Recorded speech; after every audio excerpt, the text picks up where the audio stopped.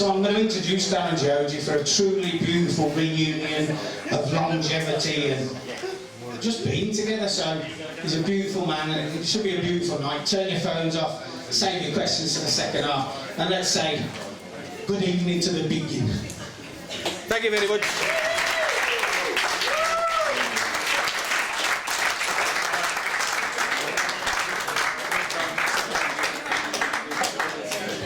Good evening. How am I supposed to follow that? I wasn't sweating before Andy started talking, and then Andy started going, I broke out in a sweat, and where is this going to go? Thanks, Andy, what a great introduction. You're welcome, brother. Good evening, old friends and new. Nice to see a full room here this evening.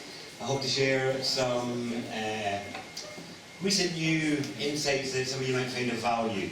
So, as Andy said, I've been here talking about all sorts of things over the years, and I could still run some of them now and it would be news to some of you, but I realised for some of you it wouldn't be. So I have something new to share with you all tonight. So for those of you who are new to me, this could be a bit out there, and that's knowing the kind of crowd that might be here as well on saying that. And certainly for those who have seen me a few times, this should be quite useful to you, I think, for some of the things that might be going on in your lives recently.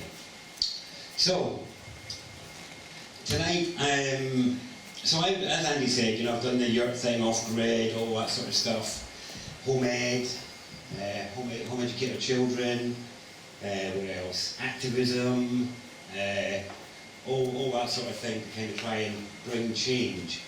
But in recent years I've been concentrating more, as you mentioned, on men's rites of passage, because I realised when I was doing a lot of the activism stuff many years ago that what happened was when movements got to a certain size, and I still see it happening now. I was just involved with a whole bunch of doctors recently.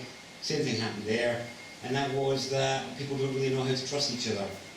You know, not when it really comes down to it. Now, what's lovely about community groups like this is that they're grassroots from the ground up, and so trust is gradually built. But when people come in with big ideas and big movements and big change statements and fire everybody up and everybody turns up for all sorts of stuff, you soon find that trust, true trust, and true willingness to show up for each other is actually a bit thin on the ground. So I turned my attention to that puzzle, the puzzle of trust between people, as in really being able to rely on each other, really being able to show up for each other, and truly understanding what interdependence is, rather than independence. And so that led me to gender. A lot of you would have heard me speak on gender before. I teach from the Toltec gender tradition. I've been teaching for the last 15 years. And I do one-to-ones, group, men, women, couples, and recently, as I said, I've been focusing on men's rights for probably the last 4 years or so. And as Andy said, we've got some lovely testimonials, and we get probably about a 60% return rate, which is good. In fact, it's higher than that, probably about an 80% return rate, which is because the guys are really finding something in what we're offering, which is a bit different from what others are doing when they call it men's work. But I can't tell you because we don't tell anybody what we do. It's a total mystery weekend. You have to be just willing to show up. But if anybody's interested, you can come speak to me afterwards, or maybe just have a browse online. I'll put the website up later so you can have a look at your leisure. So, on this journey of mine, I was trying all these alternative things, alternative ideas from the way I was brought up, alternative ways of living, ways of dealing with authority, ways of practicing authority myself. And it was only in recent years that I realised there was something wrong in that. There was something amiss in the power of being alternative. And I realised that as I journeyed deeper into what we're going to be speaking about tonight, which is ancestral connection and the value and importance to us now at this time, why it's important. But on that journey, what I discovered is that really all the stuff that we're calling alternative isn't really alternative. As soon as you call yourself alternative, you have made yourself the smaller second choice, and you've given away the centre ground. Just in the language of it, this is an alternative. So what you're saying is that there's another primary choice. And you're the one that's called it that. And I know that's not what we mean when we're speaking about alternative ways of doing things. What we're really saying is, this should be the big thing. This should be the thing we're doing. This should be the main thing. That should be the alternative. But what I discovered through working with community groups, men, and natives in other cultures is that actually home alternative is a kind of natural Western healing process of what the Toltecs would call the visitor mind and what modern thinkers would call the colonial mind, the colonized mind, the mind that believes it's a visitor here. And what has been happening when people have been practicing in alternative ways is that they have actually been moving towards rediscovering what it is to be native. Because there's this funny thing in Western people, Western educated people, and that is they refer to indigenous people without including themselves. They refer to natives without applying it to themselves. And if you're not native and you're not indigenous, then what are you? A Neanderthal. You may aspire to be. Somewhere in you there is. But, so, through working with other native groups, I found that, yes, they wanted to share the bridges that they had that we'd forgotten. Our connection to our own nativity, which is the knowing of what it is to be native, which is an earthling that is moved by the unseen forces within and around them. Someone who has a natural awareness of the interdependence of all life. Someone who meets strangers with a welcome and curiosity. This is a marker for natives all over the world. And it's certainly a marker that I found in the so-called awakened alternative scene in the predominantly white West. But this is what the Toltecs meant when they were talking about the disembodied mind, the visitor mind. The very fact that we would have the notion of visiting nature, that we would have the notion of not being indigenous. Where could such an idea come from? It's ludicrous, really, isn't it? But you see the pause of minds processing and digesting what is really a mystery, it's a real puzzle. But what I've discovered is that when you see people go to their 5 rhythms dance and you see these white-collar guys, middle-aged guys letting loose and moving around in some mad ways, discovering their body can move in ways that feel good, or you see people discovering other practices, the joy of drumming or singing or other traditional practices that we would have had here as much as other cultures do. But obviously our bridges were burned. Now for many years I was living with this puzzle of why is it Western people refer to indigenous people without referring to themselves?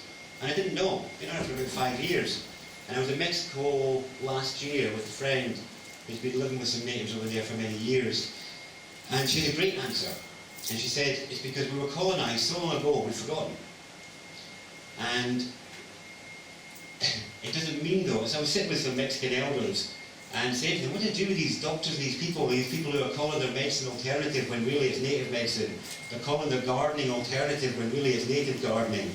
You know, they're calling their natural practices of living in an environment, things like survivalism or bushcraft, when really these are natural skills that every child would have had.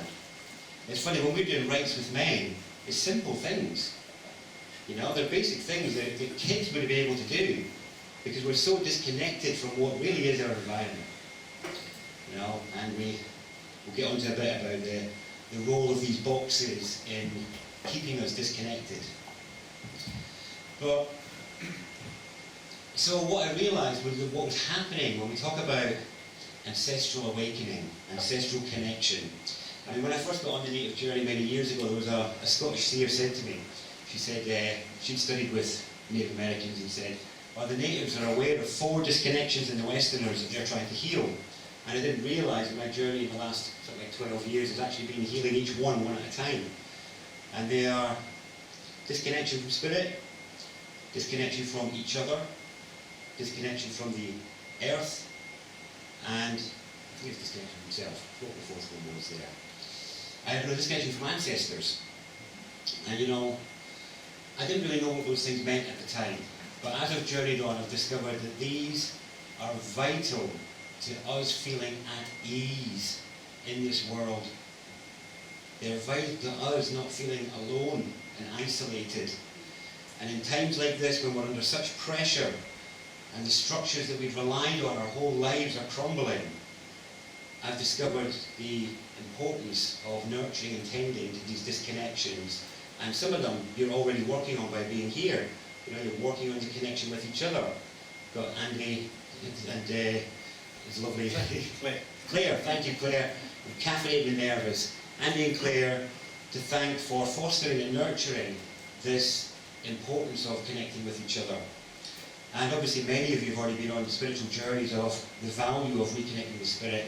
The danger with that, of course, is spiritual escapism and forgetting that the point is to be here. You know, and for some people there's just so much pain and trauma associated with being here that it's easier to idealise and be in high vibe, high energy things and not face the reality of what we're surrounded by. Yeah, so back to the point. So yeah, the discovery is, oh yeah, all these people doing their 5 rhythms, or going along to sweat lodges, or trying out chanting, or going and learning to meditate, all these practices where we're trying on the practices of other cultures. And it's usually because, and this is something I said to you, some of you guys over 10 years ago, and that was that there's a belief in the West that our culture is so corrupt and so corporatized that there's no authentic connection to goodness and to you know, a healthy relationship with the divine through our cultural practices and ways. And what I've discovered over the years is that that's not true. We've just forgotten and we don't know how to use what we've got. But what has happened is people have believed through that corruption that we have to import or resurrect the practices of others. And so we have people importing traditions from elsewhere, which is great because I know from encountering them that these people want to share these practices with us to help us remember. But what I've discovered through connecting with more than one group is they don't want us to walk away wearing their garments.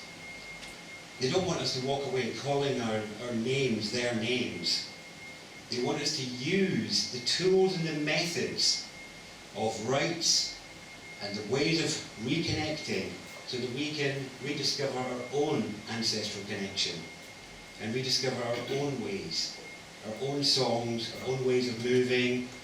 And the thing is as well that it's really important to realise that there's no cultural appropriation in you drumming or chanting, because in a way these practices are so ancient they probably come from a common ancestor because they turn up all over the world.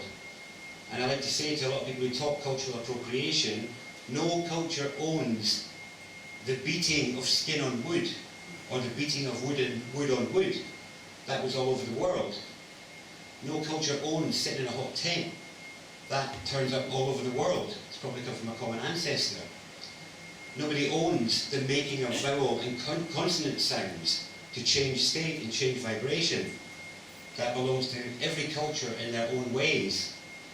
And when we take on these practices with these overlays of these other places, it affects our ability to get what we really can out of it, which is to find our connection,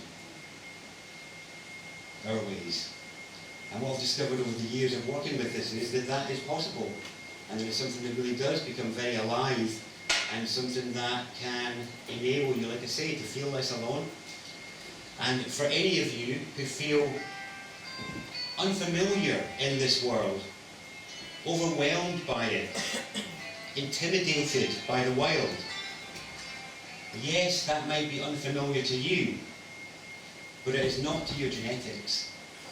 It is not to the history of all the code that is inside you, that you were given as a gift. It is very familiar. This world is very familiar to your body. It's very familiar to the animal ancestor, to some of the ancient rock-bashing ancestors. And all of them are in your code. They're in. Their remnants are in you. It's not just things like reflex and methods and tools that we get from our ancestors. There's other things which we're going to be talking about tonight. But when we talk about ancestral awakening, it's not about going to a medium and getting a message from your granny, although that is one way of connecting with ancestors.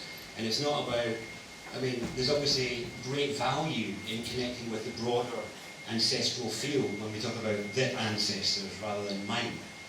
But there's also a value that cannot be replaced for connecting with your own. And this is where the importance of knowing where we come from comes in, because yes, this world is new and unfamiliar to you. And by tapping into what does find it familiar, it can bring you ease and a sense of quiet power, of all rightness in the world, despite what's going on. And it's quite funny, when we first started doing these men's events, we called them the Wild Man. And we've got to change the name of it, because for some bizarre reason, when people think of a wild man, like you would say, they think of some dishevelled Neanderthal, grunting, uncouth, dirty. And yet, what wild animal looks like that? What wild animal isn't elegant, graceful, composed, quiet, beautiful, clean? Every one of them. Why would we be any different? But this is part of our derogation of our native roots. The belief that somehow the new is better and that was bad and dumb. And that's part of that disembodied mind, that colonisation. And it's funny because it's a funny word, that colonisation, because it's about bacteria, it's about infection. It's an infection. And the Toltecs would call it a parasite that infected us long ago, infected our minds. And it's funny, if you look at what a parasite does, so what a parasite doesn't seek to kill a host. A parasite keeps a host in a low level of functionality while it feeds off the cream of the resources of the host. But a parasite will behave in ways which are destructive to the host and destructive to the host environment. And if you look at all the places that we call colonised, they all do that. They're all destructive to the environment, they all cause harm to the people who live there. The people who follow those ways end up depressed, anxious, on meds, mentally unwell. And what changed in me recently when I discovered this thing, because this notion, this language of colonisation was new to me, very new, like only months new, before I was using Toltec only language. I've lost my thread there. Where was it? Parasites, yes. God, it's alright, I'll move on. I didn't want to dwell on that anyway. We've spoken about that before. Just about the something that really changed in me recently. It was after spending time with these Mexicans, where I had realised that in my whole time of being alternative and having insights and breakthroughs that I was hungry to share, was that there was an element of desperation in me to be believed, to be understood. I had a desire to convince. And now when I revisit it, based on the metrics we're talking about, so there was I, cap in hand, looking to fawningly be understood by somebody who claims a higher truth, which is the state as we know it. So, claims a higher truth, and yet the people who live those ways end up mentally unwell, depressed, killing themselves, all the rest of it. And all of a sudden, in that realisation, the desire to convince or prove dissolved in me. Then why should I prove myself to you? You know, to me, you're like... So to me, somebody saw the talker was talking about how this isn't the real world, this is all ancestral residue, this is grandmother's cave.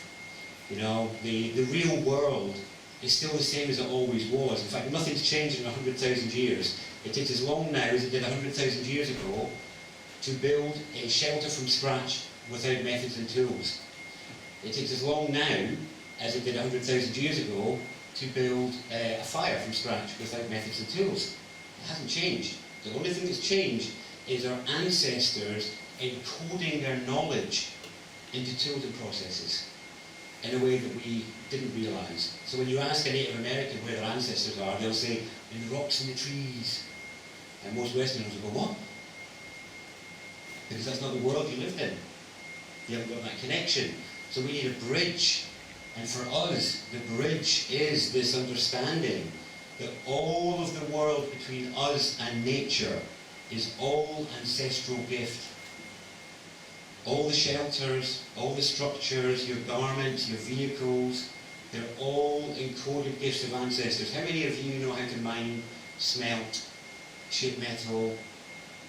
I know Elliot can build structures. How many of us can build structures, shelters for others?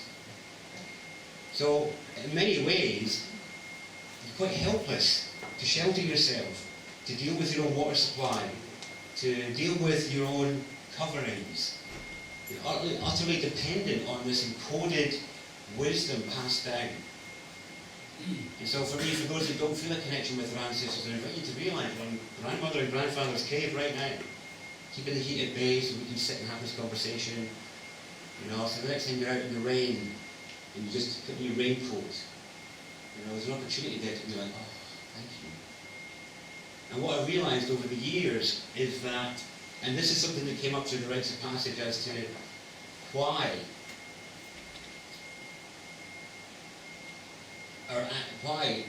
humans have it in them to pay it forward like that. To say, hey, I want to take care of the shelter so you don't have to worry about the rain.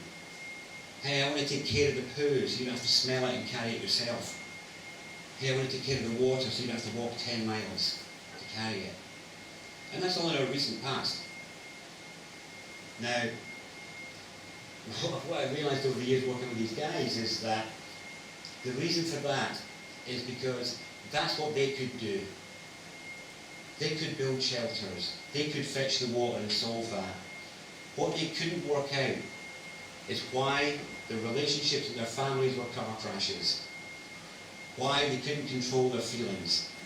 Why they couldn't control other things. Things which were a mystery to them, which we can become aware of, which we have been becoming aware of, which we have been working on. And the ancestral gift is really so that they take care of that so that we can go further and deeper. And I discovered this with men, and it was really, I discovered that in fact women as well, any human you take beyond the edge of their comfort, into the unknown, same thing happens when they come back, after they've been tested. And I call it the bubbling pool of goodwill that is the spirit of mankind really. And it is, what can I do so that the next time I go, I can stay longer, go deeper, go further?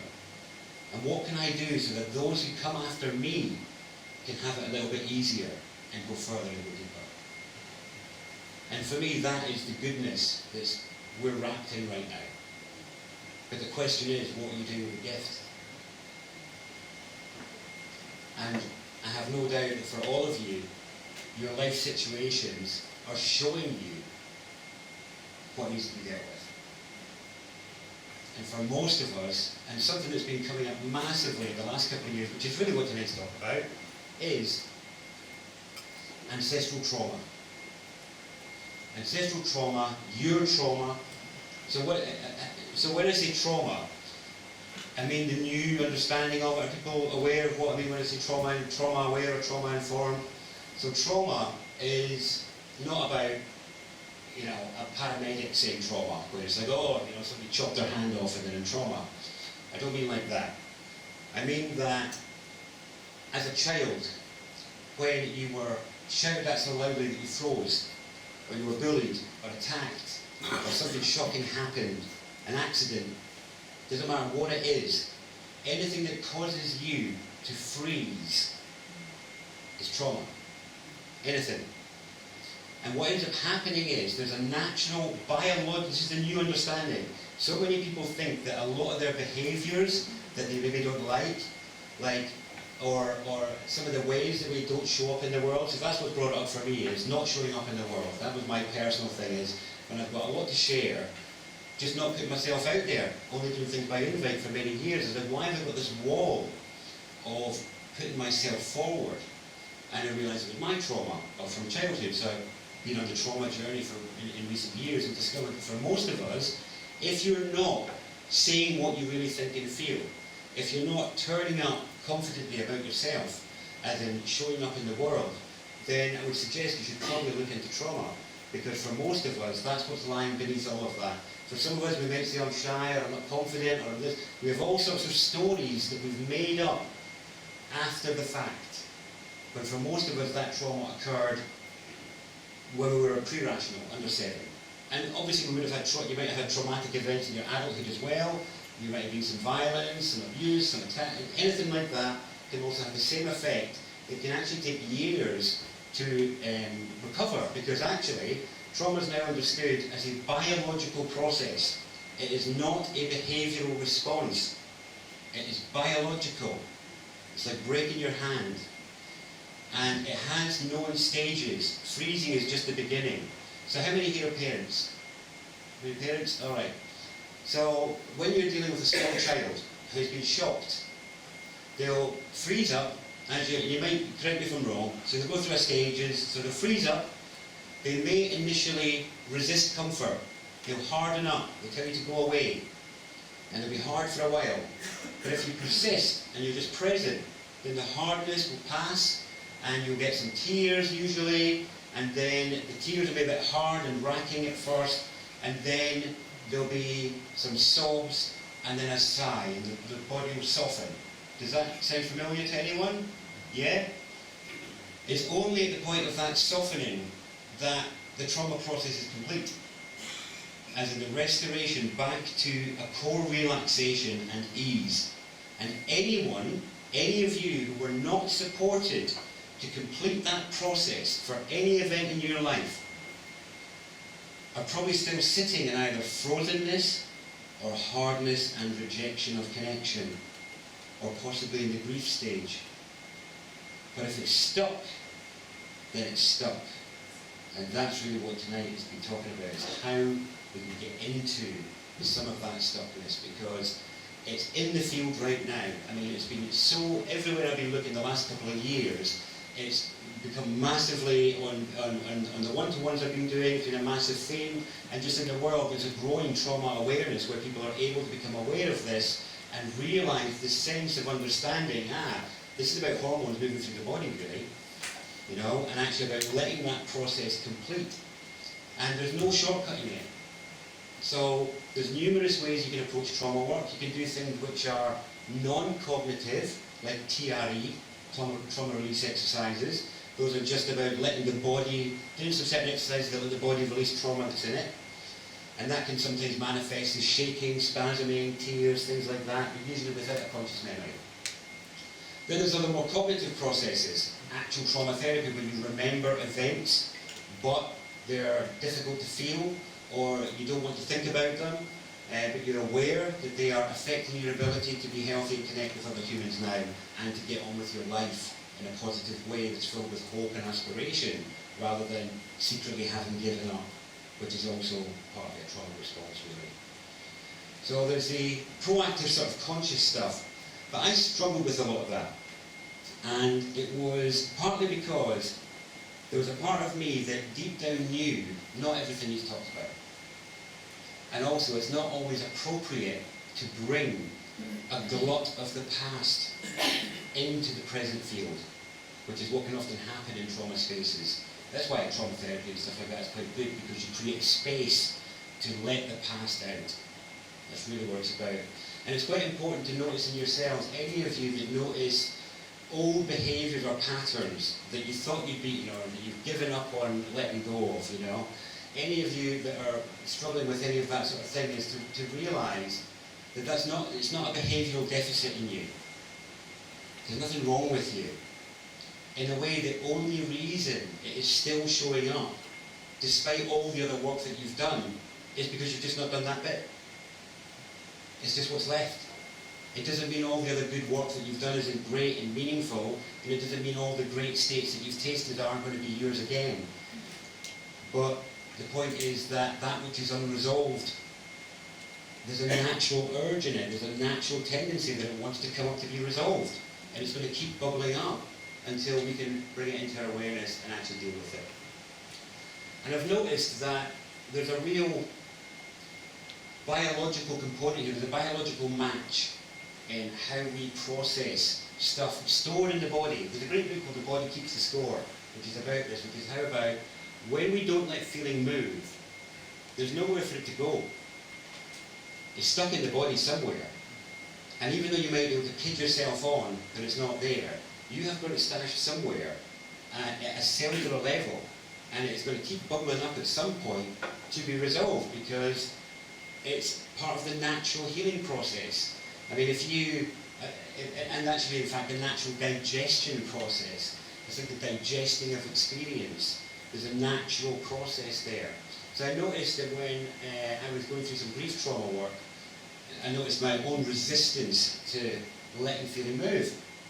And I found that it was very similar to being sick. So if you notice that when you go to be sick, that there's a sort of bucking and a heaving, a resistance in the chest, you know, there's a resistance to letting it move. And then, after a bit of a, it becomes. And that which the body didn't want to accept was able to be ejected. And I've noticed that the tears of grief are similar. How many of you resist your tears? Thank you, one hand at the back. A big hand of honesty at the back there. And I just invite you to consider that it's actually the same mechanism. It's the same mechanism. And I realise that, you know, words, there's got to be a new word, doesn't there, Andy? So the new word for tonight is tears.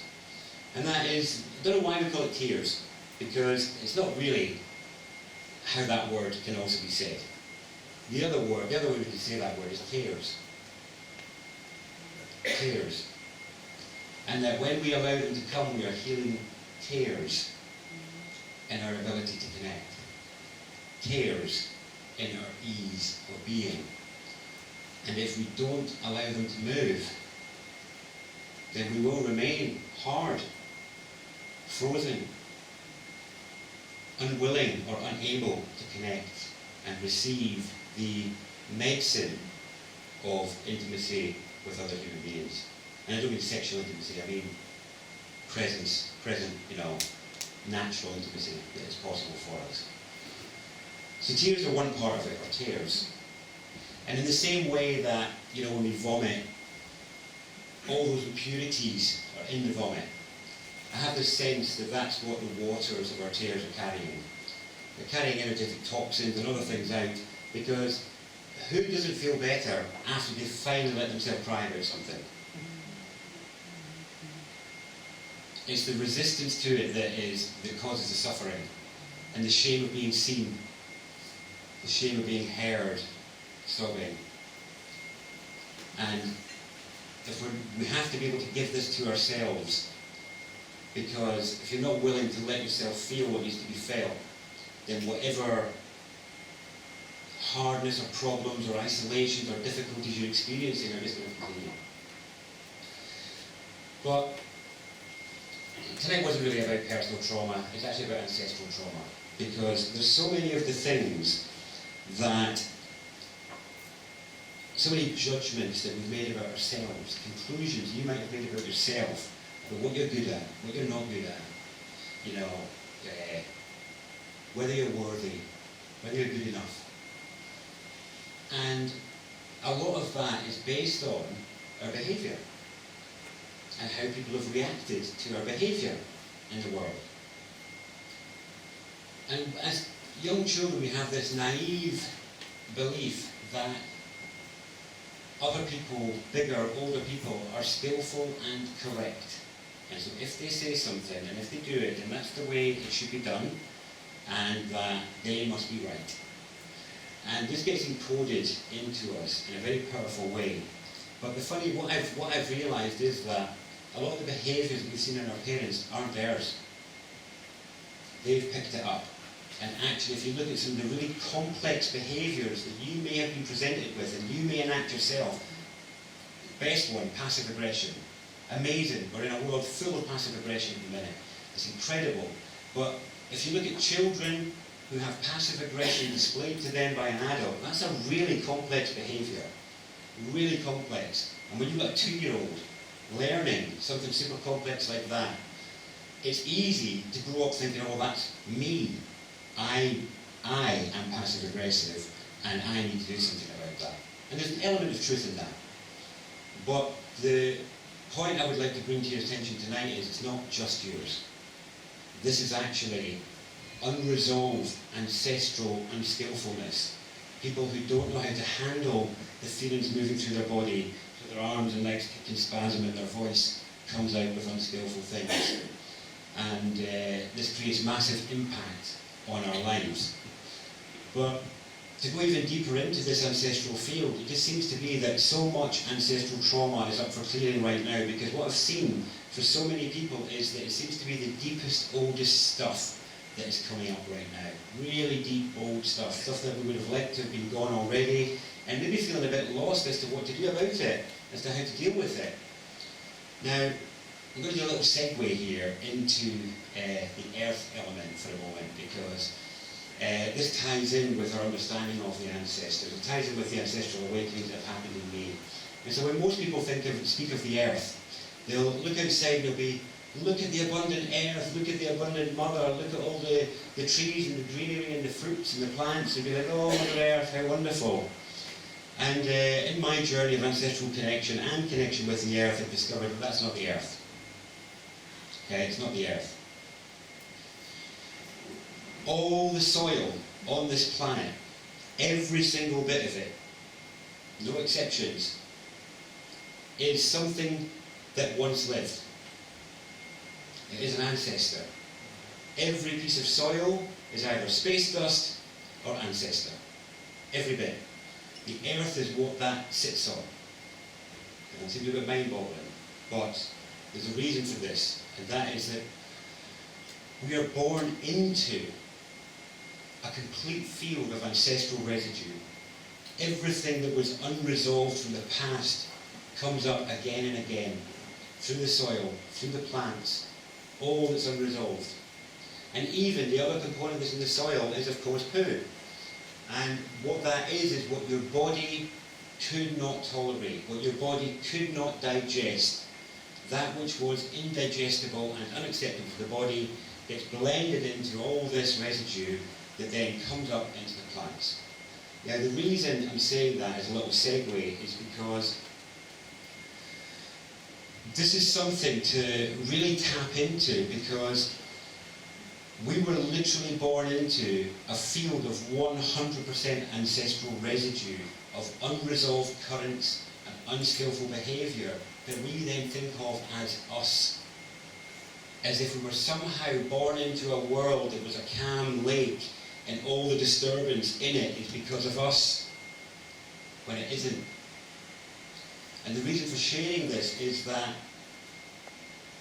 what I've discovered through ancestral work is the ancestors are here to take the load. They're around to share what is theirs. But we are the ones that have to do the work of feeling what they dare not feel, what they could not feel. Starting to become aware of levels of compassion for unskillfulness in a way that they just couldn't. So that we can make room to clear our own history, personal history, and the ancestral history, so that our lines are clear for moving forward. So, I'm just going to draw a quick shape on the board to kind of get into why this is it. Now, most people have seen this shape before, but seen this shape before? Yeah. Before them, they don't own that, didn't belong to them. Star of David. Okay. This is also used in Western esotericism as well. It has many different interpretations. The one I want to bring to you tonight is relevant to why this is coming up now. So, this is actually about the balance of the ascending and the descending principles within each of us. So, in a way, you could say the descending principle is soul or spirit seeking to penetrate matter, which is all that is unresolved. As we said before, it's all the residue of that which couldn't be digested, couldn't be absorbed, couldn't be redeemed, couldn't be uplifted, couldn't be accepted for whatever reason. And then here what we have is what they call the aspirant, or the personality of the disciple, which is the one, the people who seek to know, the ones who quest to know spirit, the ones who quest to know more. That's what they call the aspirant, the one who aspires. the one who seeks to know themselves and to know the world. And this dominates for most people for a good chunk of the early part of life. But something is happening in the planetary field right now, and that is penetrating awareness, penetrating spirit is relentless right now on a global scale. And so stuff is coming into your awareness that just wouldn't have been there 5 years ago. And it's because we have the capacity to be aware of it now. And really what we're talking about is for this so really everyone aware of the chakras, you know, the energy centers. So the aspirant, the social self, comes in through the root into the physical body, comes into emotional awakening, comes into desire mind, and then if they work hard they might break through into the heart, and then they start to achieve the fruits of the ascending principle. But at that point the other process is happening as well, which is spirit is coming from this realm lower and lower and lower, bringing the light of awareness into that which had no awareness before. And we're now at the stage where it's like in the root, in the second centre, going through the swamp and the sludge of all that which hasn't been digested, all the frozen experience, all the ancestral trauma that's stored in your codes and in your personal waters, in your personal behaviour, in your personal lack of vitality, confidence, tenacity, and just vitality in the world, which is really your birthright. You're all born with that. There's no reason why you can't have it right now. For most of us, the result is unresolved trauma in one way or another, which is we start to turn away from the world or give up because of how shocking it was to our systems. And in a way, if we want to bring the change that's needed in the world, we just have to do this work. And I think the COVID thing was a great trigger because it was a traumatic event for many people. And I was at a global health conference recently where one of the guys was talking about it. He said, why are we all talking about vaccines and talking about this, that and the other, when really we need to start creating spaces for people to process the trauma of this, the shock of having your world denied to you. And I think that was the trigger to bring up all this other ancestral stuff. Especially because everybody was left in their own space, you weren't allowed to connect, you were stuck with yourself, your world, and whatever was unresolved within you. So I don't know if that relates to some of your experience in recent times, but I want to move on to the recent insight, which is the third component of trauma that I've only seen one other person talking about. But I want to give a kind of homage to it because it's the one that is the most difficult, I find. Because it's easy in a way to process anger and outrage or even to process trauma in relation to events that happen to you with another individual. As a result of your doing, how they reacted. That's kind of pretty easy to deal with compared to the one I'm about to mention. Because the one I'm about to mention is something that I think all of you will have experienced, but it's very difficult to resolve. And that is, we all have an existential sense of injustice. And we all have an existential sense of our own right to be and to be left to be. And any events in your life where your right to be or to be left to be were invaded upon or intruded upon, either through random attack, violence, other forms of interaction, these, I've found, are not traumas of doing, these are traumas of being. And these are very different because I found they can't be handled in the usual way. Because there is an existential outrage that is natural in each of us that happens when we sense that injustice. And it tends to come up when we are most powerless to do anything about it. We're the most helpless. There's nothing we can do in the face of it. And I think that kind of sums up some of the stuff that's going on in the world right now. So if any of you have got a brewing existential outrage, or maybe you even shut off from it in yourself because of your own past trauma, cutting you off from your own anger, which is a valid fuel for change, you know, cutting you off from that very vital fuel source of defiance, which is say, no, I've got a right to be here and do this, without apology, without need to be understood, without need to convince. And we've all got that in us. but it's usually trauma and our relationship with anger and behaviour that gets in the way of it. Now, the problem with that kind of sense is that when we are acting from it, it will usually be angry. It will usually be unskillful. It won't actually have the effect that we would like it to have, which is, I want it to change. That's just my personal experience.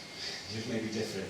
But I've been wrestling with this, as Andy said, this change thing, Portland activism, all the rest of it, 15 years, and my existential outrage has grown.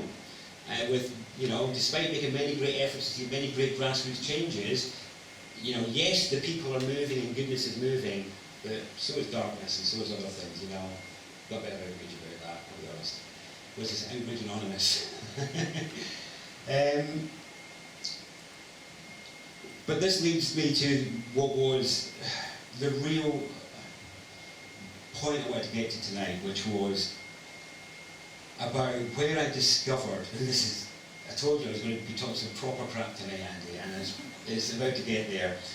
And it was about where I found my own rage stored in my body, where I found that existential thing that I just couldn't resolve. And I found that it was at the very end of my digestion process. So I found in the total world, because the body's a fractal of everything that's going on. So when we get experience, it's and when people are processing trauma, a lot of it's stored here, and feeling is here. Tears come from here, this is because this is in our digestion process, where we're digesting experience to extract the nutrient, which is the goodness from our experiences. But our experiences aren't all goodness, are they? That's the thing.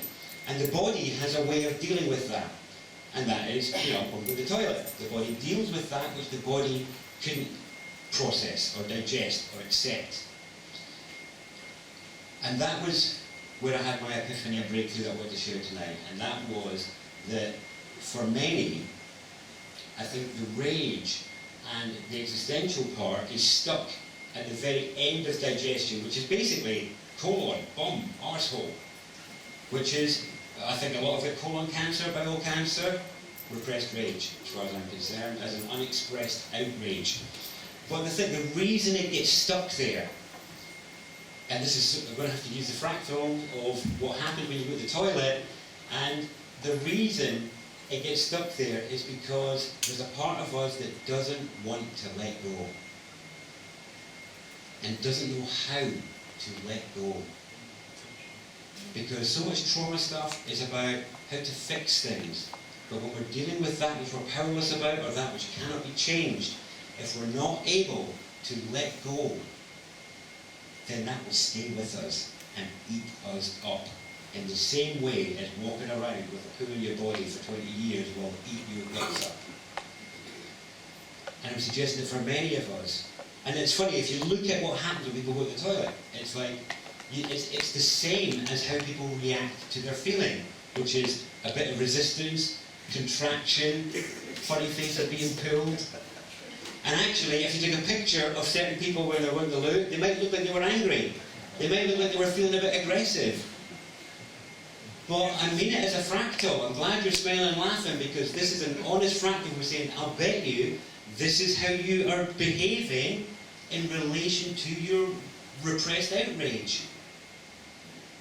And other things that may be stored at the very end of your digestion, other things that you need to let go of, because they are irresolvable, they're irreconcilable, they cannot be changed. But to recognise that this is a natural part of our process. I think there's this kind of wounding in self-help, which kind of says we should be able to take it all. We should be able to process it all. Everything that comes in should be able to come back out this way, talk about it, all that sort of stuff. So most of the ways that we handle things in the world are all forward-facing. It's all out the front. Trauma release, talking therapy, going and doing something in the woods, all that's at the front. Except when you go to the toilet. It's a private event. You take yourself away. The call of nature. You might have some faces of consternation, you might have an easy visit, that's between you and your visits, that's fine, that's why we have a door in that room. But I'm bringing it to your attention because it's an I'll bet you, it's directly related to how you deal with your own letting go. Resistance, contraction, consternation. But it's not a criticism, it's to say, that's natural, that's alright, that's normal. But then you have to let go. You have to let go. Yes? How much of that is related to the fact that we use toilets to sit on and we do not squat? If you squat, it's much more easy to release your feces. That is true. I would say that that particular aspect is a product of the disembodied mind that doesn't view itself as an earthling, that views itself as a visitor here on holiday or something like that, and is waiting for the next leg out. And that's the one that sits on the throne. Whereas, and so they get really, in a way, what I would say is it's more difficult than it needs to be doing it that way. I mean, what I'm thinking of is if you draw an analogy with the way Told you we were talking tonight, man. we make life difficult for ourselves in other ways, in the more general release of trauma. Yeah. And we're making it difficult for ourselves by not squatting to have a crap. Possibly. I mean, I'm all for the fractals. Definitely, I'm all for it. But to me, that would be a reflection of our willingness to be more native, to be more like a mammal, because that's what a mammal would do naturally, and that's what all toddlers do. So all toddlers will squat to go, and it's only when we disembody them that they go and perch on their thrones. Yeah. And in a similar way, I would say using colonial ways of approaching trauma make it more difficult than it needs to be too. And if we find more native ways of approaching trauma, then it will move more easily, just like a more native way of going to the toilet allows that to move more easily. And I've got no doubt about that, because I've never found these fractals to not fit. Yeah. But the point being is that for many of us, we've forgotten how to let go. And so I'm going to invite you all to go deep. I told Libby I said we're going to go deeper than we've ever gone. And that is, I mean, to really, really be aware of some holy shit the next time you go. Which is that, because in a way, there is an embodied silent prayer that happens when the body passes off that which it could not digest. Because what it is doing is, it is passing it over into the future field. It goes to become compost that then feeds the next round of plants that we then go and eat. And that is comprised of a mix of that which could not be digested before and all of the ancestral residue. And I think this is how we all access the ancestral field, because we're literally eating it. It's in the soil, it's in the compost, it's got space dust in it, bringing all sorts of weird codes from outer space. All of that is informing what is growing here and then coming into us. Yeah, where do you go from there? Should we have a break? But yeah, I'll break it one moment. So the point about this is, I mean, this is a real key point. Is, as I said, so my current partner is really trauma aware. She's the most trauma present person I've ever been around, and it's been really difficult for me. She's massively triggered. I've pulled off all the elastoplast that I had well concealed, and the one thing I was resisting before I got this breakthrough was this conviction that she had that everything needs to be talked about. And I was like, it just doesn't. And I realised there was one of the disconnections the neighbours were speaking of, which was affected there, and that was my relationship with spirit, with the divine, which was, well, if I don't have a healthy communication where I can share feeling with the spirit of my environment, knowing it is I and I am it, then I'm going to be bringing too much to other people, because that should be my first relationship that I'm sharing into and being nurtured by, so that then when I go to others, I'm only going for what's left. But if I don't have that, then I'm bringing everything to other people. And so I turned my attention to that connection, and that was good. I was getting a lot out of that, you know. And there's a lot of like biblical stuff about being the counsellor and the witness and all that, and I've really experienced that, and that can really work. I've found you don't need other people. If you get that connection right, you can get absolutely that same connection from honouring the awareness and the space within and around us.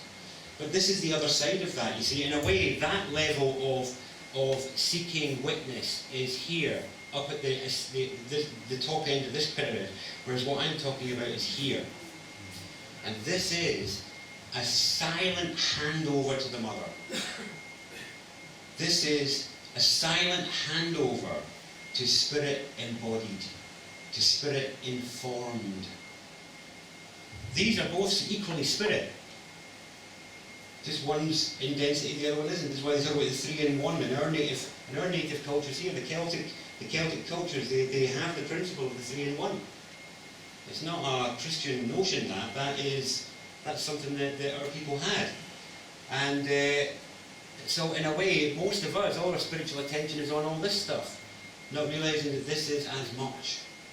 And so in a way, when we are spouting our aspirations and our prayers and our hopes up here, that's one way of trying to charge the field with hope. But this is the complete inverse. And that's why all of the other stuff all comes out the front. But this is a silent handover. A silent handover, private, quiet, between you and the embodied environment. And I don't have much more to offer you as a doorway into finding your own natural way of letting go, because we all have it in us. We naturally have it in us. We've just forgotten how to access it. And so I'm just offering you pathways and doorways into where you might be able to sit and notice how you respond to your own stuck feeling, and maybe try and notice how you let go when answering the call of nature, and seeing if you can find a similar way to do that with your feeling. I don't want to see all your happy poo release faces, but if you can maybe find that for your stuck feeling, then you will be left alone later. And I mean it, but it's such a unique and different way of handling that which can't be resolved. And it's really just for that. This letting go is really just for the stuff that's so irreconcilable, it's so unjust. And there's lots of it in the world right now. There's lots to trigger your existential outrage. A lot to trigger your powerlessness and helplessness in the face of that which you know is destructive and harmful. And I think if we're not able to harness the ability to let go, it could eat us up. So yes, we have a break and then come back. Jesus, we're going to have a break. Yeah. So we're going to introduce Darren back for the second half, and as I said, we were blowing away with the first half, but I checked the stats, and it's between 10 and 15% of blokes. 10 to 15% of blokes are having heart attacks on toilets. I didn't bother checking the women, I'm not that bothered. But for the lads, this is serious. I'm just suggesting he was trying to tell us something, Dom, and we didn't listen at the time. A little more conversation. And I said, no, Al, it's not now. And he was gone. Took too soon. So, we're going to welcome Darren back with that poignant vignette playing on the back of your mind, if you've got that visual identity with words. And I think, as I said, we should give him a massive round of applause. Welcome back, Darren Jones.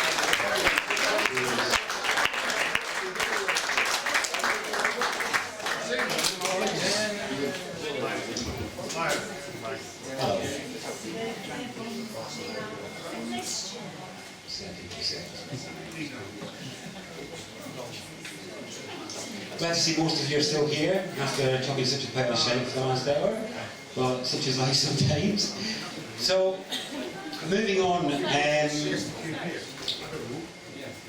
part of this, a lot of the stuff that I've been doing in the rights work, and not just that, in one-to-one work, is helping people really come to terms with the importance of embodiment. You know, the importance of getting here, the importance of being anchored here rather than trying to get away from here, from the reality of our lives and our situation.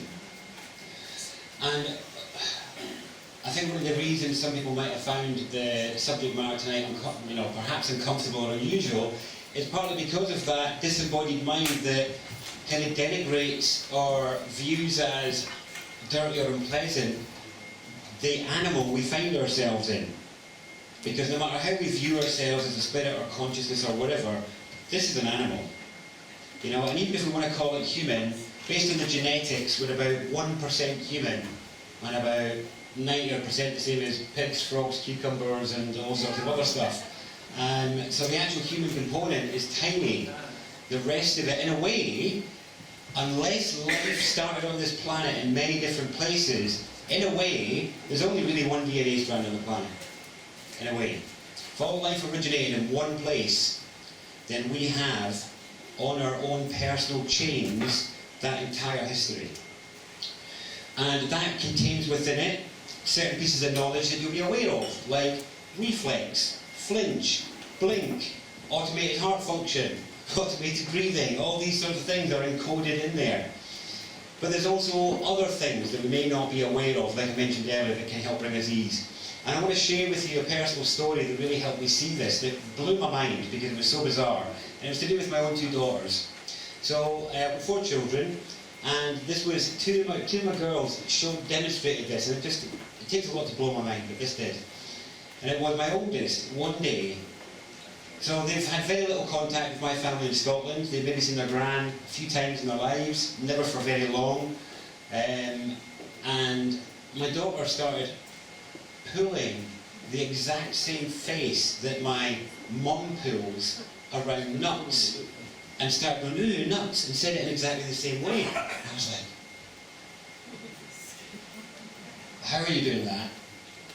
And it seems like a nothing thing, but she did it again and again. And then my second child started doing something that really made me pay attention. And she did something that I've seen my mum and sister do time and time again, but there's no way she would have witnessed that. And that is, she started going to bed with her coat on.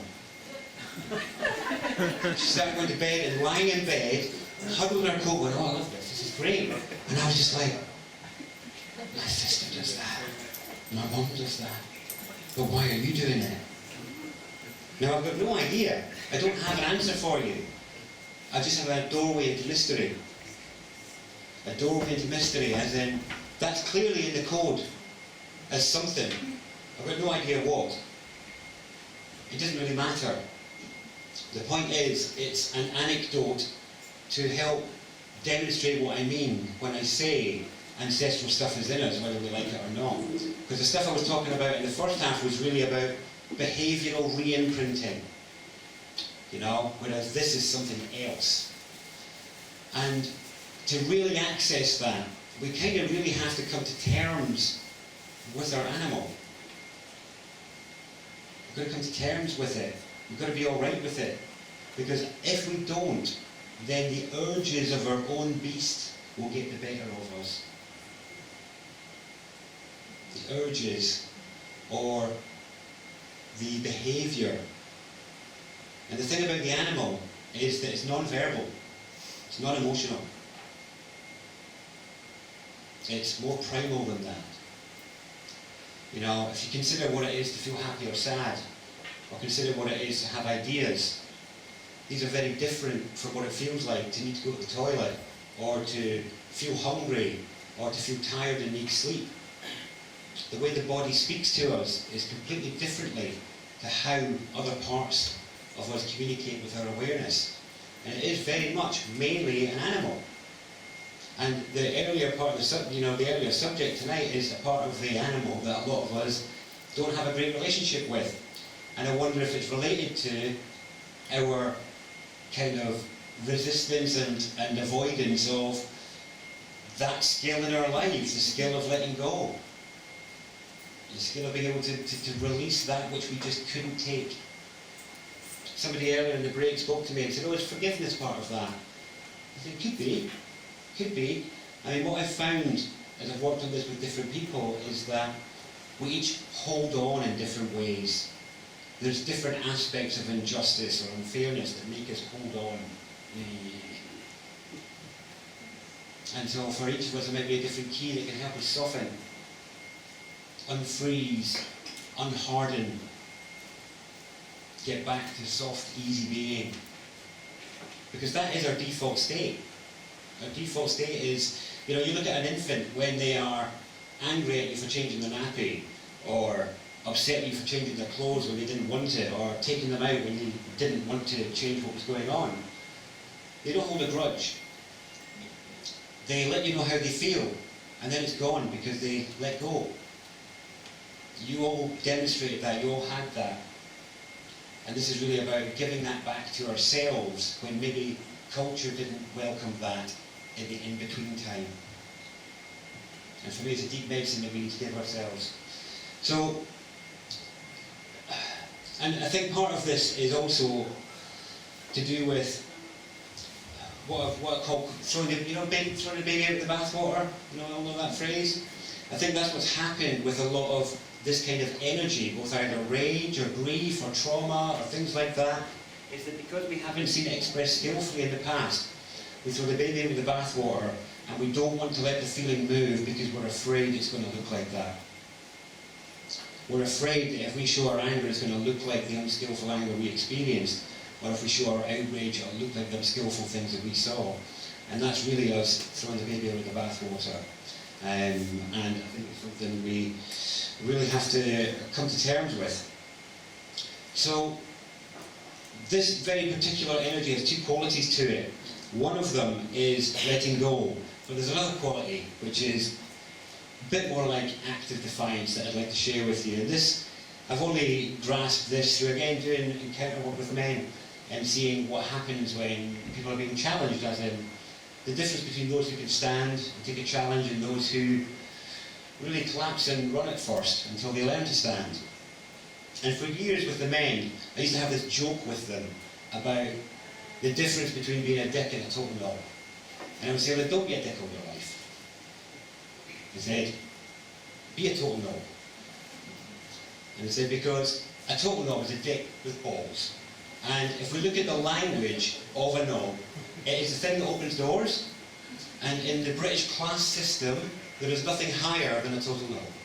It is the highest that we have. So I used to share this as a joke with the men to be more courageous about bringing some feeling and bringing some the charge for change. Some of you will know that from other talks. But this is another energy that I've noticed, and it is one that you will all have experienced. And I've noticed that it is the difference between warriors and cowards. And my whole life I was taught that the difference between warriors and cowards was balls. And I've discovered it's not, because they're too sensitive. They feel too much, they're too aware. The thing that makes the difference between the one who can stand and the one who crumbles is arsehole energy. And I mean it. And you've all experienced arseholes in your life, haven't you? And that is, so there's negative arseholism, which is what you will have seen before. But there is to be a positive arsehole, which is your natural defiance. Your natural defiance. And I was having a joke with Alan over the break there, as he was talking about discovering his own, he now knows this is arsehole energy, which is to behave in a way that you never normally would consider doing. To make a stand in a way with a level of fight and stand energy that you would never normally consider letting move through his body. You know, something you would never normally allow. Endorphins running, making a stand, taking a stand. And it's so funny, I mean, it really baffled me, but I really mean it. It's got nothing to do with Ball's energy. And it's interesting, I talk a lot about Ball's energy in the gender work. And so in women, they're ovaries, in men, they're testes, and in the Toltec tradition, that's the main difference between the man and the woman, which is that the Toltecs view all of our organs as perceiving instruments for processing the world. And they say that the balls are amongst the most sensitive because they're about feeling. And in a way, they would say in the Toltec tradition, this is the big difference between the man and the woman, is that the woman can feel so exquisitely and intimately everything going on inside her body. And the man can feel intimately and exquisitely everything going on in the space around him. And it's to do with the balls energy being on the outside of the body cavity in a man. Everyone knows it's the most sensitive part of him. Most parents I know in the modern day are surprised that they find that their boys are kind of more emotionally sensitive than their girls are. And it's because actually they're much more sensitive to what's going on in the space, but they can be a bit blind to how things feel inside. And in the same way, women are super aware of what's going on inside, but they can sometimes be a bit blind of what's going on in the space around them. And in a way, the kind of contract between man and woman in a way for me is, this is how this looks and feels on the outside. How does that feel on the inside? And then she goes, oh, this is how that feels on the inside. How does that look on the outside? Rather than this way, which is what both camps have kind of done traditionally. So, but the thing about balls energy is that it's creative. It's about bringing the new. It's about bringing change. And what we're talking about here is not that. What we're talking about here. So, when we say this thing about grow some balls, take a stand, it's like, no, you need to grow an arsehole. You use it every day, probably not giving it enough attention, but if you want to find the energy that's in the body that is able to stand and face what is coming down the pipe at us, it's not any balls. So I've got to share really. So find your inner arsehole is my message tonight, because the world needs it. But make it a positive arsehole, not a negative one. We've got enough of them in the world. So I just want to, and it's funny, we've got really interesting language around it, and again, it turns up in some of the warrior circles. They'll talk about somebody losing their shit, somebody's got their shit together, cowards whose bones are twitching. It's really funny because it's real. It's real. It's an absolute perfect fractal of those who can stand and those who run. And at this time, there's so many that are secretly running in different ways. Humanity has not stood yet. As far as I can say, we don't even know how to stand. We're just sharing conversations, unpacking the problem. But we haven't stood yet. And I just invite you to consider where the energy and the resource for that stand may come from, because I have stood many times in the past. Police, courtrooms, all sorts of different situations. And I found I really wasn't able to take care of how I felt. And I was too sensitive. I was an arsehole. And now I know the difference. But I do mean a positive sense. I went in there with all that courage of sensitivity, creativity, hope and aspiration for change, when really that's not what the battlefield requires. It's not what the battlefield requires. Now it depends. Not all of you here are warriors. Some of you might be people who enjoy staying away from the front line. But I would imagine that if you're here, whether you like it or not, you are a pioneer of some kind or another. You are much closer to the front line than the hub. Every one of you. You're all frontliners. So people at the front line, we know you're sensitive. Share your sensitivity with each other. But just take care of yourself. This is really about self-care.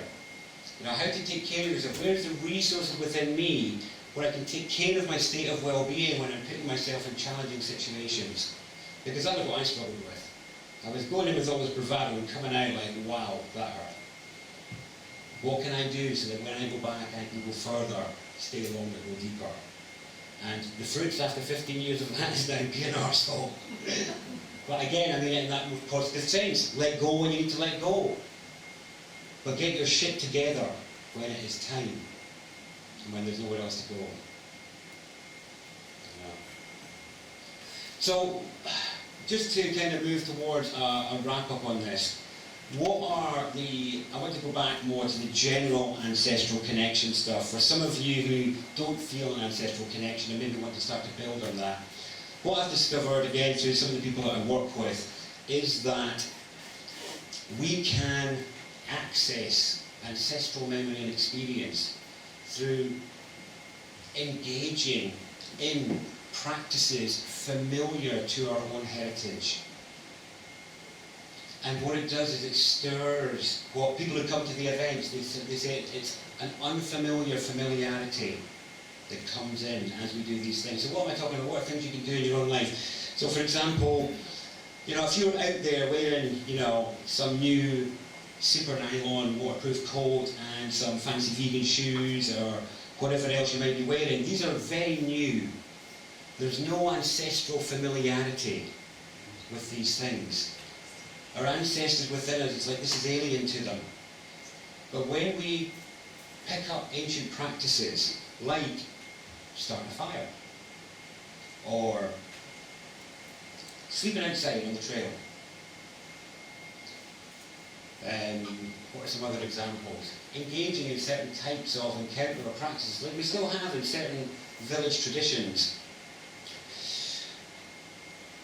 It stirs a familiarity. It's like one of the guy that raised this is the guy I run the men's events with, and he's a proper barbarian, like, but he led the British World Champion team in not reenactment, but full contact, like medieval battle that some people like to do. And but he's also, you know, really competent. He's a high profile personal protection guy, all this sort of stuff. But he also likes to, him and his friends like to recreate old camps, re-practice making old weaves. And it was him who brought this to me. He was like, I found I was lying there, and as he said, as I was stroking the linen smock that I had made, he said there was a part of me that was just like, yes, I know this. This is familiar. And we do an ancestral, so we do male rites, but we also do an ancestral path, which is for men and women. And it's really about coming along to just do some of these old things together, just to see what happens, be in that space. And there was this incredible moment where we had a whole bunch of people starting. So when lots of people go to do fire starting, they'll go and do like bow drill or fire by friction. Do you know those techniques? Have you seen them? Yeah. Those were actually very unlikely to be practiced in these lands because our wood isn't fit for it, it's too damp. What we would have been rock strikers. We've got loads of flint. We would have been bashing rocks against rocks or flint and steel. And so that's what we do with people. And it's amazing the difference, what happens to people when you drop into a space where there's just a chipping of rocks being chipped against each other in the space. Because in our ancestry, we were rock bashers for longer than any other period. Any other period, hundreds of thousands of years, where we were just exploring the properties of rock, compared to, say, iron, a few thousand years. High-tech stuff, just a few years. But by exposing yourself to this ancestral field, by restirring those codes of response and recognition within us, it can stir things deep in your non-verbal, deep in your pre-rational, deep in the silent body that can start to bring you some of that ease and empowerment I was talking about at the beginning. But the thing is, this is not a theoretical exercise. It's not some new idea to go and run off with and just get a little buzz off it for a while and then it gets parked. If you want to realise this, it's something you have to get into. You have to start to notice your enjoyment of ancestral gifts. In a way, one of the things it brings is great humility, because so many of us get full of our own power because of our next car or our tech or our sense of empowerment, sending out all our emails to the MPs or whatever it might be, not realising that that's not really our power. These are gifts that we're using to enable our purpose. And when we believe that it is our power, we accidentally elevate ourselves. And then, you know, the necessary fall has to come. So there's a real humility that comes in with knowing our place in amongst all of that. So I invite you all to look, and when you are struggling or when you're feeling upset or something like that, notice the supports that are still there for you, even when you're at your most miserable. You could be sitting there feeling depressed, wanting to end it, but still don't have to worry about the rain on your head, or the stink of your poo, or the water coming in. You can lie there in a cosy duvet, having a nice hot chocolate, watching whatever you want to get yourself away from the feeling. This is an incredible thing, and to be grateful for those supports, to start to notice it, and these kind of actions, noticing. So the ancestral code wants to be noticed. It wants to be acknowledged, because it isn't your power. We should pay homage. We should acknowledge what is ours and what is not ours, because it allows us to really claim what is ours then. Because in truth, what most of us have is quite small. But when we load ourselves up in ancestral power. Yeah, I've got my tech, I've got my cool gear, I've got my this, that and the other. We can just elevate ourselves a bit much and really get ourselves away from the reality of things.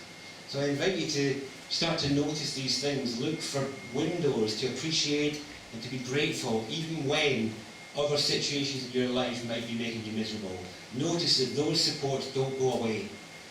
You know, those ancestral gifts remain there, they are reliable. You know, your jacket will keep the rain off you every time until there's a hole in it. You know, there's a real reliability there that we can drop into, surrender into. And then adding to that, you can add old practices, wearing old ways just to see what it feels like. Go and get something that's made in an old style, just to see what it feels like. Because, you know, it's an experience to see whether it triggers something for you. Because, like I say, for many people that I've been doing this with over the years, this has been a deeply grounding, empowering, quietening thing, you know. It's not a big pompous explosion of proclaimed personal power. It's a quiet coming home, finding your place, you know, finding where you fit in the middle of all things, rather than trying to fight your way to the top or feeling lost at the bottom. So, yeah, other practices, go and try old practices, see what it feels like. Go and have a go at some archery or something like that, or go and see what it's like to do a bit of whittling or make something with your hands. Go and work on an old craft, anything like that. And you might feel naturally drawn to something because that might just be in your code. But it's down to you to find the things that bring you that sense of being at home. And like I have said many times in these events to you guys, it's like if you look around, there's nobody here that looks anything like you.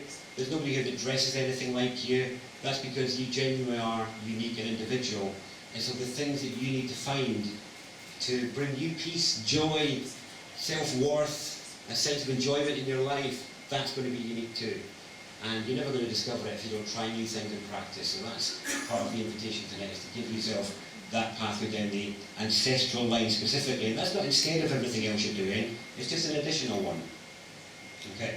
So if anyone is interested, there's both a men's rights and an ancestral path happening around equinox, around September, October time in Suffolk. So if anyone's interested, you can just come and see me afterwards. So the men's rights is just for men, obviously, but ancestral path is for men and women. So that's something for both of you. So I'm aware of the time here as well. So I'm really going to hand it over to any questions, and then otherwise, I've got some of my bits and bobs at the back. I mean, it's been a very difficult journey for me to come to terms really with what it is that I bring. So as Andy said, I've spoken about many things, not just here, I work with many other groups, many different walks of life, on all sorts of subjects. And I struggled over the years, that's why, you know, I don't really have a brand in the world, people don't really see me out there, I don't really put myself out there. And it was because I couldn't find something that encapsulated the fact that, you know, I have physical products that help people feel well biologically, which, you know, I can talk to some people about afterwards. And that is for, you know, biological healing and well-being.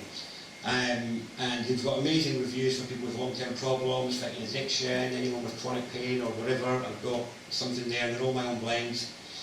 I do gender relationship work. I also do a lot of what I call mental healing and other spiritual-related work. And so over the years, I really struggled to come to terms with what that really was. Because what I noticed was the people who woke up, they would maybe wake up to something within themselves that didn't have a name, and then they would go and get accredited in something else because they didn't know how to own their worth or to come to terms, which means to come to a name, come to proper names. It was easier to go and get accredited in something else, then you can use a word that everybody recognises, and then you're just kind of sorted.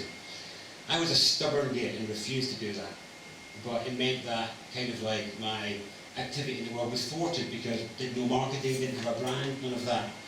But in the last year, I've started to come to terms with that, and I've realised through my encounter with natives in other countries that really, I'm just a native medicine man of these lands, and I have medicine for the body, emotion, relationships, mind, all the rest of it. There's no hype, there's no neon signs, there's no fancy videos, but that is what I offer. And so if anybody wants to hear about the other services, whatever, we can talk afterwards, but otherwise, does anyone have any questions or thoughts? I realise that would be quite an out there talk even for an audience like that, but I hope it was something of use in it for you. 2 questions, yes, you first, sir. Thanks for coming this evening, Darren. You're welcome. Thanks for the mushrooms. What you just said. It's a key ring! It's a key ring he made me. Look at that, isn't that amazing? Native medicine, guys, native medicine. You say you want to help people. Can we have some more alternative answers videos? You can. I've been doing trauma work, so I was not up for being seen. I know. I love the ones when you're in the car and you're just talking for 20 minutes. And yeah. There's a whole raft of things planned to come out, but I've just had to go through this process of learning how to let go a bit. I can't get to Suffolk, so... Okay. Well, I can come over this way. You come to me. Yeah, well, I've got a bunch of sound events. I also do an unusual way of sound work. And so I've got a bunch of sound events going to be happening in the southwest. I could come over and do something here. Yeah, there's some guys actually in the southwest who want down near Bristol way who were looking for some rights down there, so we could possibly come over and do something around autumn time if anyone was interested. You're always welcome here. Yeah, there's no upfront cost for the rights event, by the way. You just pay for your food, and then at the end you decide the value. Yeah. Yeah. This lady first. How did you get here?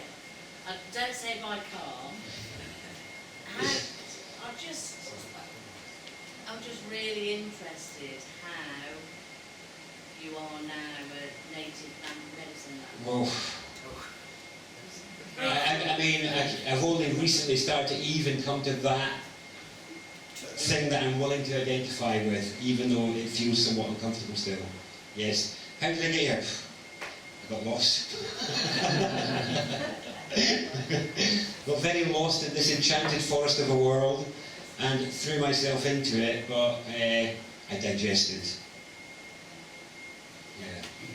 That's all I can say. I could give you a long preamble, but there's so much personal history I could share, but really, I'm just somebody that kind of lived my life and had to go to certain things, and also avoided lots of others, you know. I mean, really come to terms with the role of trauma in my own life has been really painful. It's like, wow, you know, like some years of my life, 8 out of 10 days just frozen in trauma, nothing happening really, just ticking over, just treading water, and then fighting, managing to do something. Like those videos you were talking about, those were like the 2 days in 10 I was able to kind of put stuff out. I just wasn't aware of how frozen I was. So for those of you that have seen the hundreds of talks I've done, the countless workshops, all the rest of it, as far as I was concerned, as far as I'm concerned, that's like 5%. I barely should know it, you know, because of trauma, and I wasn't aware of how devastatingly impactful it was on me. Yes. Yeah, I was getting on to what you were saying about positive arsehole energy. Yeah. I was waiting to see which bit you were going to come in on, but okay, yeah, I'm good with that. Yeah. Because it is something that I've been sitting down on the toilet contemplating. That's the right place, for it. As to the reasons why you were talking about crying and letting go, why do you cry when you go to the toilet? I'm talking to God. What ligaments did he attach to my arsehole, to my eye, that makes me cry when I go to the toilet? Yeah? And that is the point where he says, I've got you now, haven't I? Look at you, you're just a pile of shit. Yeah? So, it's what you were saying, positive arsehole energy. Yeah. Do the urine therapy, that's positive arsehole energy. Well, that's it at the front, that one. But yeah. But you made a really good point there, you know, because there's a real, you know, in terms of the energy, not the act, in the bathroom, there's a real humble handing over. Yeah. You know, letting go of it, I just couldn't deal with this. In the same way as the body does that, I just couldn't deal with this. Yeah, you're crying about it. You don't know why you're crying. Why is there tears coming out of your eyes? That's a deep share. But thanks for your vulnerability with it, yes. Anyone else? Yes? I think that part answers Sue's question, maybe. You've got to have some aspect of yourself that's open to change and new direction and taking something a bit risky. Sorry, just say that again to me. I think in answer to Sue's question about how did you get here, Yeah. I'm assuming you had some aspects of you was open to change and direction change, or I wouldn't imagine that you had a straight line life. You went all over the place. Tripped in every hole. Yeah. So you were open to that to start. In some ways. Yeah, that's true. Were you still in your collar, cuff and tie at that point? I probably was. I'm still calling and cuffing the point. Yeah. Yes. Firstly, I want to thank Karen for your... Come forward. That's great. Thanks for coming forward. I Yeah. want to thank you for your talk, because I'm really related to what you said. I think all of us in here really find talking about trauma as... We don't talk about it very much. It's a kind of taboo subject. Yeah. We all go through it in life, different things.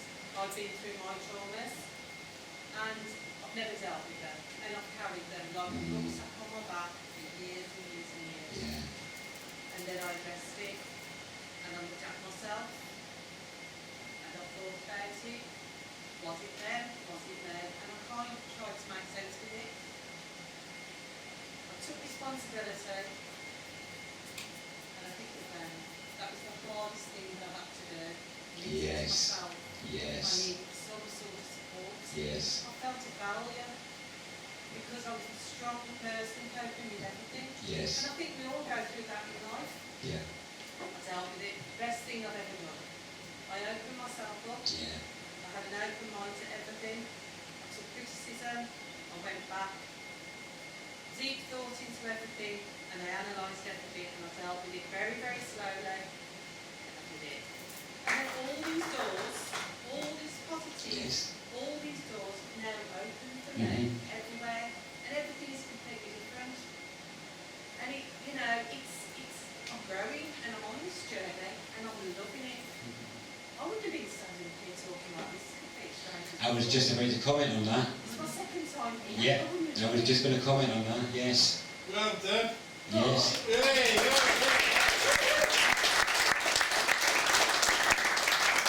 I've always felt kind of a little bit. You were saying about alternative. I would have called it, I felt a little bit different to everybody else, from child, up through school, everything else. But when I go, you say about ancestral connection, when I go back to my grandparents' home in Ireland, from a little top, my mum took me there, horse and cart, off to the bogland, cutting the peats, cooking on the rain. I feel I've gone home when I go there. Yeah. And it's peace, inner peace and happiness. I just want to share that with you. Yes. There's a great example. And I just wonder how many of you would look on at her. I mean, for me, stood up confidently in a room full of people you didn't know, stepped forward to be seen, looked around and engaged warmly and humanely. You know, those of you that can't represent yourself like that, honestly, it's very likely trauma. Very likely. There's actually, you mentioned avoidance. There's 3 traditional ways that people respond to trauma. One of them is avoidance. Don't look at it, don't deal with it, it's in the past. No. And for many of you that are lost in habit cycles, it may well be part of your avoidance of what it is to just feel and be with what is waiting to be processed. There's ambivalent. People become ambivalent to the trauma. Yeah, that happened, so what? Yeah, alright, shit happens in life. Ambivalence. It's not important, is it? Stuff happens to all kids, doesn't it? Ambivalence. Deadly. They're both deadly. Third one, disorganised. Chaotic life. Chaotic life, chaotic space. These are the 3 primary forms that your lifestyle and life shows you that you've got trauma lurking in the unseen. Avoidance, ambivalence, disorganisation. I've lived all 3. All 3 for most of my life. And it's a uncomfortable thing to own. Yes? Yes, so just Who's that? You've got a hand, yes. I just come out of a 25-week domestic abuse course, and having my father was a dictator and all this, but yeah,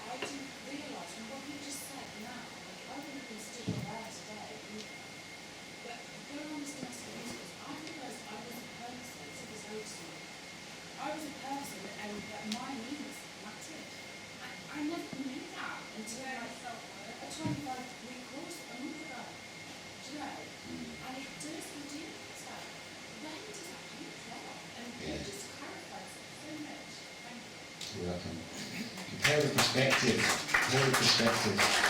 Yes. I just had a play on words. I love them. Come on. Yeah.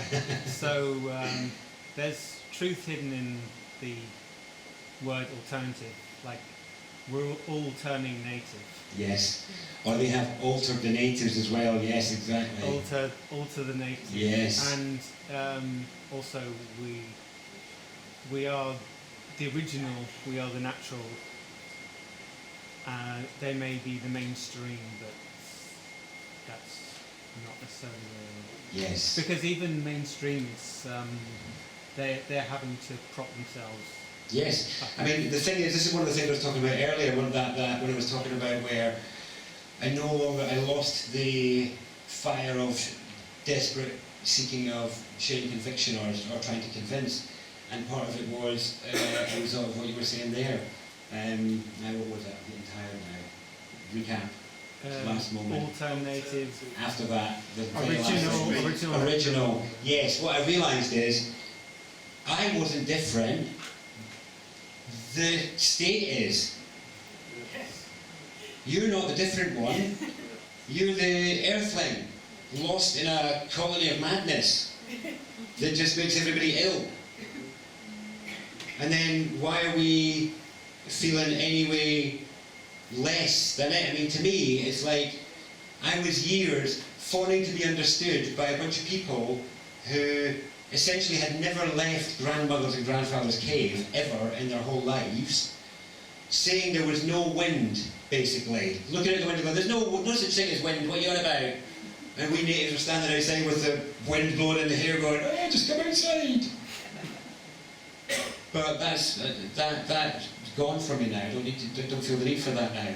And it's, we're not the different ones. You know, we're the ones that have healed or are healing. Anything else? Anyone else? Yes. Nice to see you. People's public trust, nice to see you. I've been like a long time, yes. as you know. Right, so East Midlands branch, the only active contingent of the 12-year-old People's Public Trust. In this group. There's two guys in this group one, Solihull Council, know about the People's Public Trust, the guy over there who's used that, and Derek here as well used it, and 3 judges, well, a judge and 2 either side of us stood for us. I told you the story, I think, on the phone. Yes. Right, at Hereford. Big changes, and you formed it, I mean, back in 11, you know, and that's, you know, just don't understate what you've achieved there. And we do action it. It's been actioned not just by us now, around the country. Well, it's ready. I mean, if there's more lockdowns, it's ready to roll out again for anybody that wants to. I even bought an ID card machine for printing ID cards for people. Right. Instead of having to print it off in your own paper, I actually bought an ID card machine. But we didn't feel the need to alter what you had written in that pink thing, 216, 217, you know. Yeah. We were using that then and doing all this. I know you've got the new website. Well, it was just, I mean, I'll be honest, they were just drafts. They're just drafts. It's just the bit, as you say. Yeah. Why are we alternative? We are the No, exactly. That's exactly it. So, you know. And I'm really glad to see, because there's others that use it, but they're not as active as you guys are. Yeah. And I really appreciate that. Yeah. Private non-governmental ID. Ray, look at that. It's been accepted by our constabulary without any other form of ID. Yeah, I like it. I love your Fibonacci spiral on it. Colin, Natural Law Colin.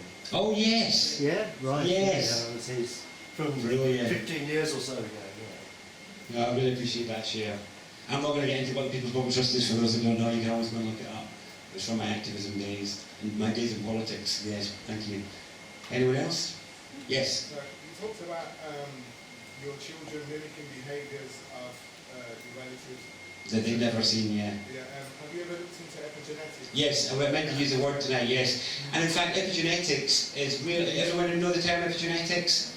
That literally the experiences, trauma, usually trauma, but not always, can be positive as well, experiences of people in your ancestral heritage will show up almost as if they were your own. So this and it originally came, I think it was from dealing with the children of Holocaust survivors or the war, and how those children were all basically talking about memories, I think, that were actually of things that had happened to their relatives, and this is brought about the field of epigenetics. And I began to wonder as well within that whether even what we call past life, people having so-called past life memory, I'm now not sure if that's what it is at all. I'm not sure if we're just accessing something stored in the code. And was it really us? I really don't know anymore. In the past I would have said, oh yeah, this memory was this, and now I'm not sure. I could have just stumbled into something in the pathways in the enchanted forest of the body, Well, my sister done a conference a few years back about epigenetics affecting particularly people who face trauma even from colonialism or slavery. Yeah. And she had a French doctor that investigated it. She said she had to fund it herself. And she came to the conclusion that things like diabetes, PTSD of some sort has affected people, particularly like in the Black Africa community, through things, through slavery, like a legacy that's been passed down, high blood pressure, all that kind of stuff. So. And some of that's also behavioural re-imprinting, which is just somebody so held, a parent is just got so much bottled up and is so locked in that the child thinks that's how a human behaves, and so does it. I mean, I've got another personal story that's really interesting in that. It was about a quadriplegic girl that lived in the street that I grew up in. And she was a quadriplegic girl who was born to a disabled mother and was staying with her grandmother, literally on the block that I grew up on. And it wasn't until she was in her 20s, everyone presumed that she was completely mentally handicapped as well. I mean, you would know when she was coming down the street in her chair because it'd just be like, as she would come down the street. And it wasn't until she was in her 20s that they found out there was nothing wrong with her cognitive ability. She was just a quadriplegic. But because she had been surrounded by that environment her whole life and been brought up in a disabled environment, she learned that that's what you do. Even though cognitively she was actually a completely different character, and she was then handled in different ways and actually learned to develop some competence after that. But it's another interesting story about the environmental impact there. I mean, that's one that I've only just come aware of in myself, in my own trauma journeys, because there's slavery in fairly recent past in my family, like 5 generations ago, Mauritius.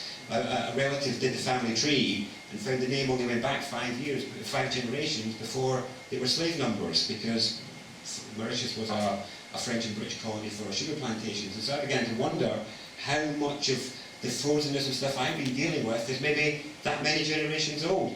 How many even older? How many of you are carrying code from the witch trials or from the Crusades or from the World Wars?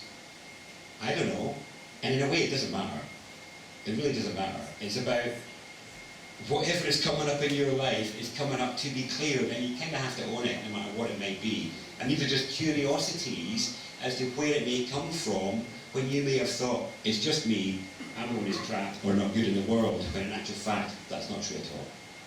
So I'm going to wrap up now. You can see Andy hovering at the edge there. That's a perfect marker, just what I need to see. It's ideal. I don't wear a watch. Yeah. So I have at the back there, I've got my sound booklet for the sound work that I do, which is a bit different. And also I've got some of my powders and potions I'll be happy to talk to you about. And I've got a mailing list if anyone wants to go on it. I don't spam people. In fact, you'd be lucky if you get an email from me. But I might let you know. If I'm feeling courageous, you might get notified of an event happening. So, that's a bit opposite to the normal, isn't it? It is true. Yeah, that is true. You've been on my mail list for years. You've never got my email, have you? I'm phoning you Never. until you answer. I do apologise, all you wonderful people on my mailing list. I will, when I fully de-traumatise myself, start sending emails. Yes? Sorry, can I just ask one question? Yeah. What concepts do you use in trauma therapy to help resolve trauma? I don't offer trauma therapy. I'm just coming out of it myself, or I'm just starting to become active in the world with it, really, in terms of bringing my awareness of my own into the rest of what I share. So like I've been speaking about ancestral stuff for years, but not weaving trauma into it. So it's more that. So, and now when in my one-to-ones and stuff, I'll bring in some of the trauma-related stuff, but I will use Toltec methods for dealing with it. Yeah. So. Yeah, the Toltec system is the tradition I can teach from in terms of working towards becoming a skillful human being. The 4 agreements. That's one, that's a Totec text, yes. That's a very simple and accessible one. Yeah, you know, my teachers were the guy called Ted Marris, who was an African seer. Yeah. So, thank you everyone for your wonderful and precious time and attention.